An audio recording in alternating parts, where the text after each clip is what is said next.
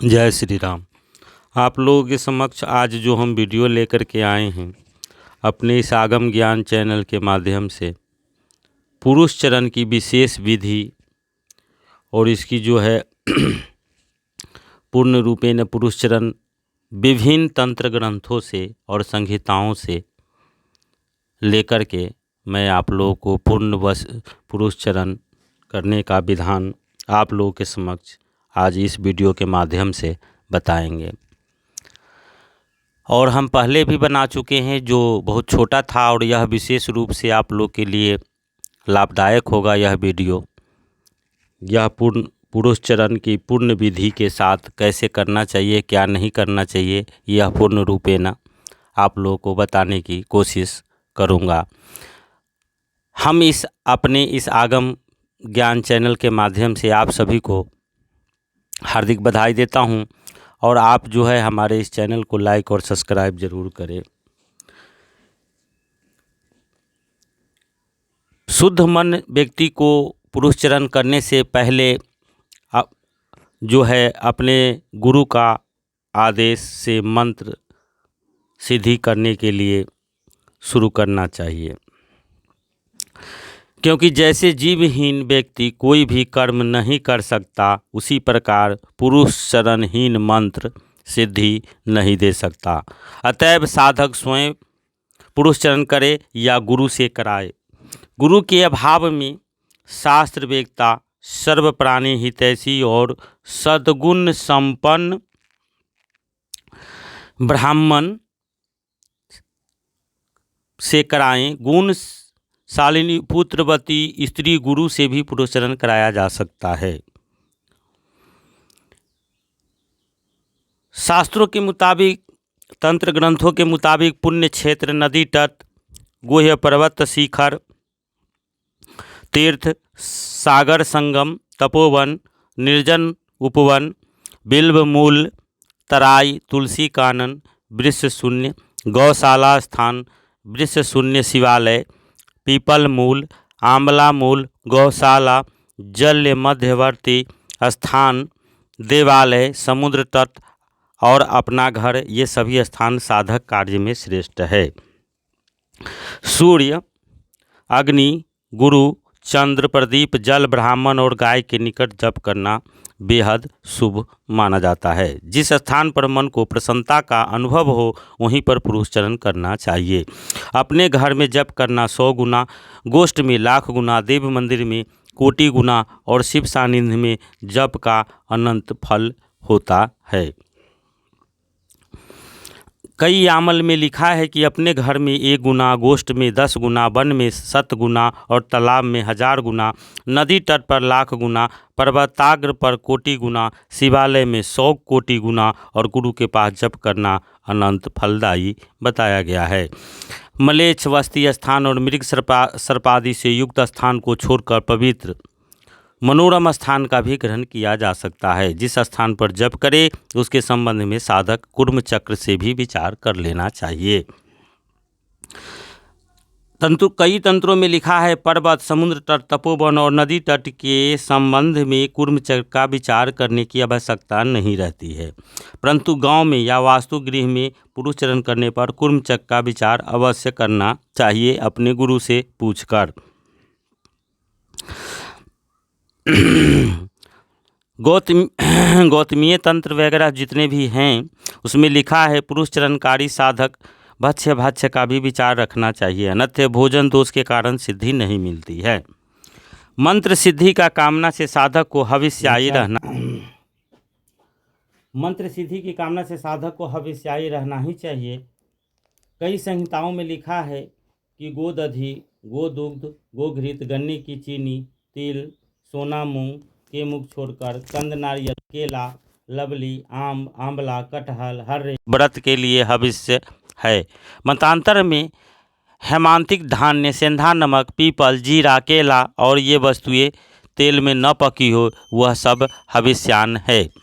उपरोक्त हविष्यानों का भोजन करे और शाक, यावक, दूध, मूल, फल का यथोपलक्ष भोजन करे। केला, इमली, कमला, नारंगी आदि फल का सेवन करे। कुछ मत में ये भी विवर्जित है। तंत्रों के अनुसार चिंचा, नारी केल, कलाय, लकूच, कदम्ब, नारियल और कुसमांड ग्राह्य नहीं है।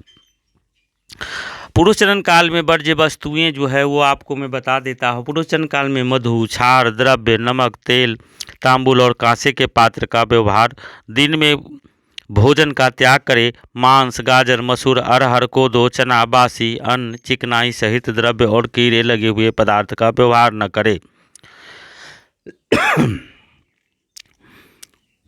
कई शास्त्रों के अनुसार मैथुन, मैथुनालाप और गपशप त्याज्य तथा ऋतु काल के अतिरिक्त अपनी पत्नी का स्पर्श न करे। पुरुष चरण काल में बाल न कटवाए, तेल मालिश न करे, अनिवेदित भोजन न करे, पंचगव्य आंवले के रस द्वारा मंत्र जाप पूर्वक स्नान और आचमन करके खाद्य और पेय पर मंत्र का जाप करके भोजन करे। इसी प्रकार यथाविधान तीनों संध्याओं में देवता का पूजन करना चाहिए। त्रिसंध्या या एक संध्या में केवल मंत्र जप करे।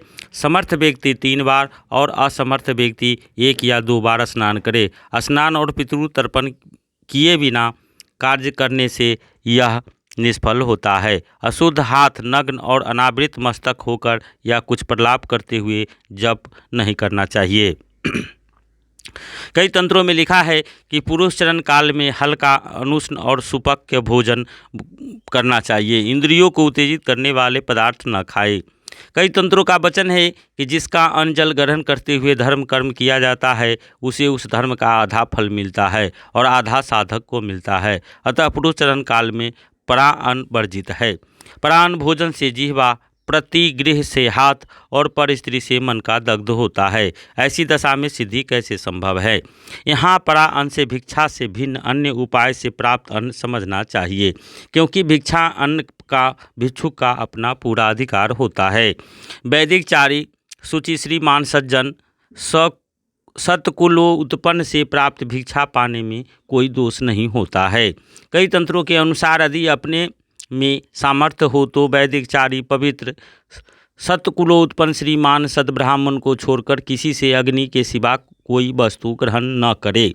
यदि स्वयं असमर्थ हो तो तीर्थ के अतिरिक्त स्थान में पर्वत रहित तिथि में विशुद्ध व्यक्ति से 1 दिन का भक्ष्य भोजन भिक्षा रूप में ले। जो व्यक्ति लोभवश अधिक भिक्षा लेता है उसे 100 कल्पों में भी सिद्धि नहीं मिलती है।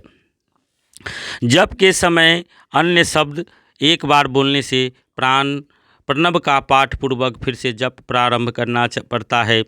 निष्ठुर शब्द कहने से एक बार प्राणायाम करके बातें करने से आचमन और अंग न्यास करके फिर से जप प्रारंभ करना चाहिए। जप काल में अपृश्य स्थान का स्पर्श होने से भी आचमन आदि करना चाहिए। मलमूत्र के वेग को रोके हुए जो जप या पूजा की जाती वह अपवित्र होती है। मैला वस्त्र पहनकर केश और मुखादि को दुर्गंध बदबूदार रखते हुए जो जप करते हैं देवता चुपचाप उस जापक का नाश करते हैं। आलस्य, जम्भाई, नींद, भूख, थूकना, भय, नीच जाति का स्पर्श और क्रोध ये सब जप काल में वर्जित है। न बहुत जल्दी न धीरे, निश्चित संख्या में जप करना चाहिए। देवता, गुरु और मंत्र में एक भाव रखते हुए एकाग्र मन से प्रातः काल से मध्याह्न काल तक जप करना चाहिए, क्योंकि अधिक समय तक जप करने से संभव है कि जिह्वा की क्लांति के कारण जप संख्या में न्यूनाधिक कम ज़्यादा पहले दिन जो जप संख्या है उसी की संख्या के बाद भी प्रतिदिन जप होना चाहिए, क्योंकि किसी दिन कम या किसी दिन ज़्यादा करने से वह जप निष्फल हो जाता है। कई तंत्रों में लिखा है कि जप काल में पतित, व्रात अर्थात सावित्री, भ्रष्ट या जिसका यज्ञोपवीत अयोग्य समय में हुआ हो, खल, देवनिंदक, अनाश्रमी, ब्राह्मण और विश्वनिंदक व्यक्ति का दर्शन न करे। उन्माल तंत्र के अनुसार पहले दिन जितनी संख्या में जप किया गया हो उतनी ही संख्या में प्रतिदिन जप करना चाहिए। कम या अधिक जप न करके निश्चित संख्या में जप करके जप समाप्त करें। सतयुग में कल्पोक्त संख्या से 2 गुना जप, त्रेता में 3 गुना जप और द्वापर में 4 गुना और कलयुग में करना चाहिए। कई तंत्रों में लिखा है कि न्यूनाधिक ज़्यादा कम जप करने से विधिवत किए गए कर्मों का फल ही मिलता है। कम ज़्यादा करेंगे तो उसका फल आपको नहीं मिलेगा। पुरुष चरण काल में 12 बातों की ध्यान देना बहुत ज़रूरी है।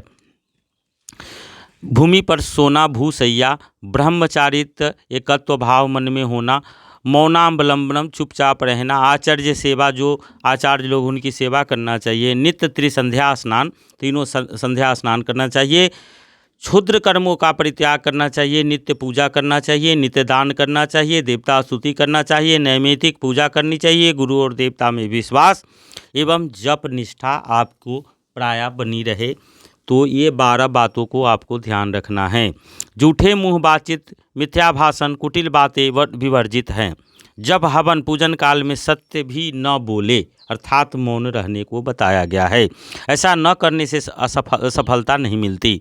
पुरुषचरण काल में मृत का शौच और जातक शौच होने पर भी संकल्पित कार्य को नहीं छोड़ना चाहिए। कैसा भी शौच हो जाए, अगर आपने संकल्प ले लिया है तो उसको छोड़ना नहीं चाहिए। कई तंत्रों में लिखा है कि पुरुष चरण काल में पवित्र कपड़े पहनकर कुश सैया पर सोए। सैया को प्रतिदिन धोकर उस पर अकेले निर्भय होकर सोना चाहिए। गाना बजाना, सुनना, नाच देखना, शरीर में गंध लगाना, निर्माल्य छोड़ अन्य पुष्प धारण करना, गर्म जल से स्नान करना, अन्य देवता का पूजन करना वर्जित है। एक वस्त्र या बहुत वस्त्र पहनकर जप नहीं करना चाहिए। कई संहिताओं में भी वर्णन आया है कि वस्त्र संबंधी कोई अनियम न करे। एक वस्त्र या बहुत वस्त्र पहनकर जप नहीं करना चाहिए। पतित व्यक्ति को देखने पर, आलाप सुनने में, जम्भाई आने पर या अपान वायु निकलने पर जप छोड़कर पुनः आचमन, प्राणायाम, अंगन्यास आदि करके सूर्य, अग्नि और ब्राह्मण दर्शन पूर्वक जप को फिर से प्रारंभ करना चाहिए। तदंतर के अनुसार बिना आसन व चलते सोते समय, भोजन के समय चिंतित या क्रोध, भ्रांत अथवा क्षुद्रांत होने पर जप न करे। दोनों हाथों को ढककर या मस्तक के प्रवृत्त करके जप न करे। मार्ग में और अमंगल स्थान में, अंधकारमय में, घर में तथा चर्म पादुका पहने हुए या सवारी पर बैठ किए जाने वाला जप निष्फल होता है। पैर फैलाकर उत्काटासन में बैठकर, यज्ञ काष्ठ, पत्थर, मिट्टी पर बैठकर या आसन पर खड़े होकर जप न करे। जप के समय बिल्ली, मुर्गा, बगला, शूद्र, बानर, गधा इसमें कोई दिखाई पड़े तो आचमन करे। स्पर्श होने पर स्नान करके जप को पूरा करे। इन नियमों को पालन सभी प्रकार से पालन कर जप करना चाहिए, किंतु मानस जप में कोई नियम लागू नहीं होता। जाते समय, सोते समय, शुचि या अशुचि अवस्था में मंत्र का स्मरण करते हुए मानस जप का अभ्यास किया जाता है। अतः मानस जप सर्वत्र सभी दिशाओं में किया जा सकता है, इसमें कोई दोष नहीं होता। श्याम आदि विद्याओं में मंत्र जप में कुछ विशेष बातें हैं जिनके लिए आपको उसी का विशेष प्रकरण आपको अनुसरण करना चाहिए। अब आज जो है हमने यह आपको पुरुष चरण विधि बताया, और जो है हमारे इस आगम ज्ञान चैनल को लाइक और सब्सक्राइब करना न भूलें। विशेष हम इसी तरह का वीडियो लेकर आपके समक्ष आते रहेंगे। जय श्री राम, जय श्री राम।